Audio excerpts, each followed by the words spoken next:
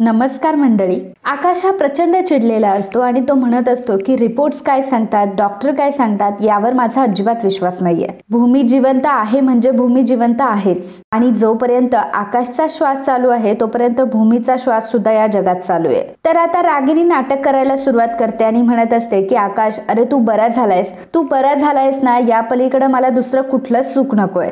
मी देवी आईचे अजून किती आभार मानू की माझा पूर्णपणे बरा झालेला आकाश माझ्या समोर उभा आहे. रागिनी नाटकं करायला सुरुवात करते तेव्हा आकाश म्हणत असतो की आत्या, जोपर्यंत भूमी सापडत नाही तोपर्यंत माझ्या जीवाला काही चैन पडणार नाही. मला माहितीये की मी बरा झाल्याचा तुम्हाला सगळ्यांना खूप आनंद आहे, परंतु जोपर्यंत भूमी घरात येणार नाही तोपर्यंत मी आता शांत बसणार नाही. जोपर्यंत मी जिवंत आहे तोपर्यंत भूमी मरू शकत नाही आणि आता जोपर्यंत मी भूमीला घरात घेऊन येत नाही तोपर्यंत आता मी गप्प बसणार नाही.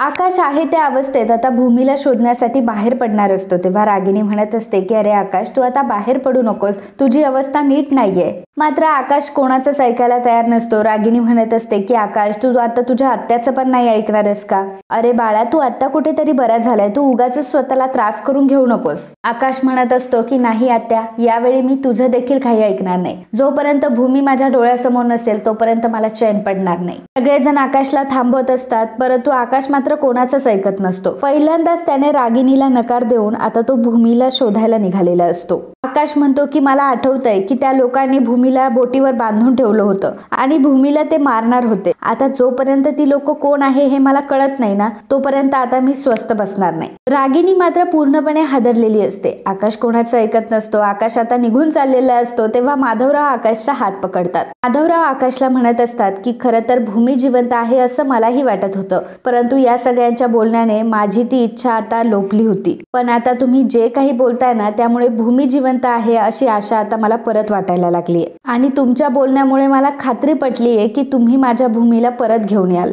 आकाशराव, तुम्ही आता बरे होऊन परत घरी आलाय, परंतु आता तुम्हाला परत गमावणं माझ्याच्याने काही शक्य होणार नाही. तुम्ही भूमीला शोधा, परंतु आता इतक्या तातडीने तुम्ही तिकडे जाऊ नका. आम्हाला भूमी जितकी महत्वाची आहे तितकीच सुरक्षा आम्हाला तुमचीही महत्वाची आहे. त्यामुळे तुम्ही आता कुठेही जाऊ नका. तुम्ही जर बरे झालात ना तर मीही तुम्हाला अडवणार नाही. आकाश माधवरावांना म्हणत असतो की मागच्या काळामध्ये काही गोष्टी मला आठवत नाही, परंतु मला हे नक्की आठवतंय की तुम्ही माझी किती काळजी घेतात. जावे म्हणून मी तुम्हाला कधी काही देऊही शकलो नाही, परंतु आता मात्र मी तुमचा शब्द खाली पडू देणार नाही. माझं भूमीवर खूप प्रेम आहे आणि मी आता तुमचा सुद्धा शब्द पाळेल. आता बऱ्या झाल्यावर मी भूमीला शोधायला जाईल, परंतु मी तुम्हाला वचन देतो की मी भूमीला धडधाकट इथे घेऊन येईल. माधवराव आकाशला म्हणत असतात की आकाशराव, माझा तुमच्यावर पूर्णपणे विश्वास आहे आणि तुम्ही हे कराल याची मला पूर्णपणे खात्री देखील आहे. माधवराव आकाशच्या डोक्यावर हात ठेवतात. आता आकाश उठतो, कोणाला काहीही बोलत नाही. भूमीच्या फोटोवरील हार तो फेकून देतो आणि तो फोटो घेऊन आता तो रूम मध्ये जातो.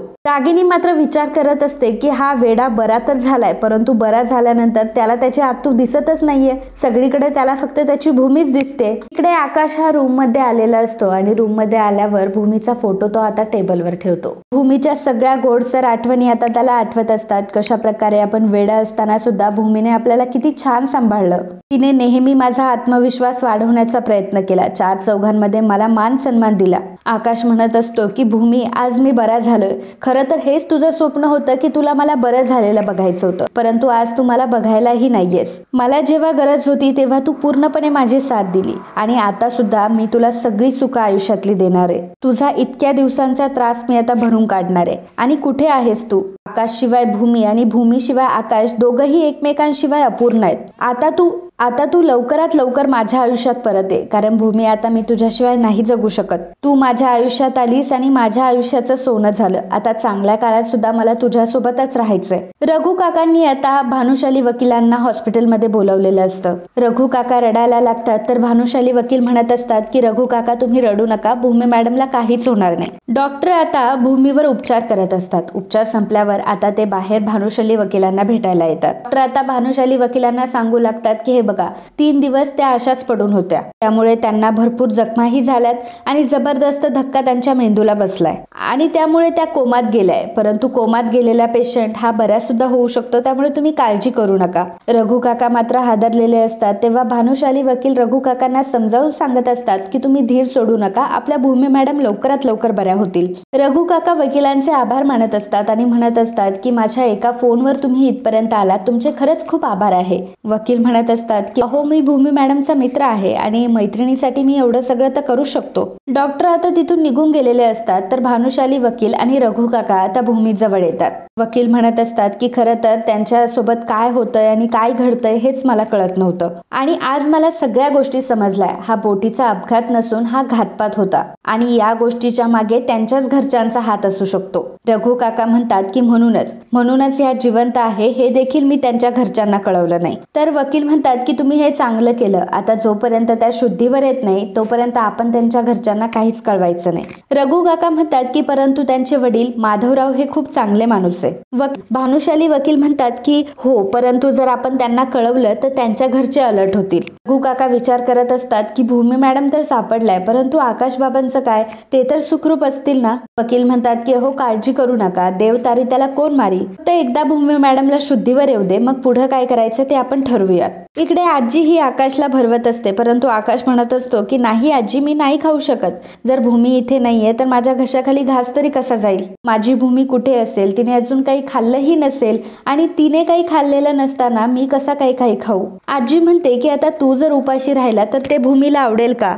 तू उपाशी राहिलेलं तिला अजिबात आवडणार नाही. त्यामुळे ती बरी झाली पाहिजे, तुझ्यात शक्ती आली पाहिजे, जेणेकरून तू तिचा शोध घेशील. आजी आकाशला भरवते. आता आकाशलाही पटलेलं असतं की जर आपण पटकन बरं झालं तर आपण पटकन भूमीला शोधू शकतो आणि मग आता तो जेवण करतो. आणि मित्रांनो, आजचा हा भाग इथेच संपतो. पुढील भागात आपल्याला पाहायला मिळणार आहे आकाश आता शैलेश वर्तक डॉक्टरांकडे गेलेला असतो आणि डॉक्टरांकडून आता त्याला सगळ्या सत्याचा उलगडा होतो. डॉक्टरांना तो विचारत असतो की भूमी इकडे आली होती का, ह्याच्या सगळ्या गोष्टींचे आता त्याला सगळे पुरावे भेटलेले असतात. वर्तक डॉक्टर आता आकाशला सांगू लागतात की खरं तर भूमी मॅडम इकडे यायच्या, त्यांनी तुमची ट्रीटमेंट नव्याने सुरू केली होती आणि या सगळ्यामध्ये त्यांना तुमच्या घरच्यांवर देखील संशय होता. तुमच्या घरातली अशी काही माणसं आहेत की ज्यांच्यावर भूमी मॅडमला संशय होता आणि तुमच्या घरातली माणसं तुमच्याबद्दल वाईट चिंताय असं त्यांना वाटायचं. अशा प्रकारे अगदी उघडपणे शैलेश डॉक्टरांनी हे आकाशला अगदी उघडपणे अलर्ट केलेलं असतं आणि ते आकाशला हे देखील सांगतात की तुमच्याच घरातल्या माणसांनी तुम्हाला वेडं बनवलंय आणि भूमी मॅडमला सुद्धा त्रास दिलाय. रागिनी इकडे अभिला म्हणत असते की ज्याप्रमाणे आकाश जिवंत आहे त्याचप्रमाणे जर भूमी जिवंत असेल तर आपल्याला भूमीचा शोध घेतला पाहिजे. अभि आणि रागिनी आता भूमीचा शोध घेण्यासाठी निघालेले असतात. आकाशही आता हॉस्पिटलमध्ये गेलेला असतो. भूमीला मात्र रूम मधून शिफ्ट केलं जातं आणि त्याच वेळी आकाश देखील तिथून चाललेला असतो, परंतु आकाश मोबाईल मध्ये बघत असतो, त्यामुळे भूमीकडे त्याचं लक्ष नसतं. तर मित्रांनो, मालिका आता खूप रंजक होणार आहे, त्यामुळे मालिकेचा एकही भाग मिस न करता तुम्हाला जर मालिका बघायची असेल तर लगेच आपल्या चॅनलला सबस्क्राईब करा आणि हा व्हिडिओ जर तुम्हाला आवडला असेल तर व्हिडिओला लाईक आणि कमेंट करायला अजिबात विसरू नका. धन्यवाद.